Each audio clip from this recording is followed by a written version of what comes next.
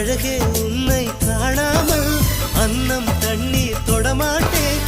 ஆகாயத்தின் மறுபக்கம் சென்றால் கூட விடமாட்டேன். உன்னை காணும் முன்னே கடவுள் வந்தாலும் கடவுளை தொழ மாட்டேன்.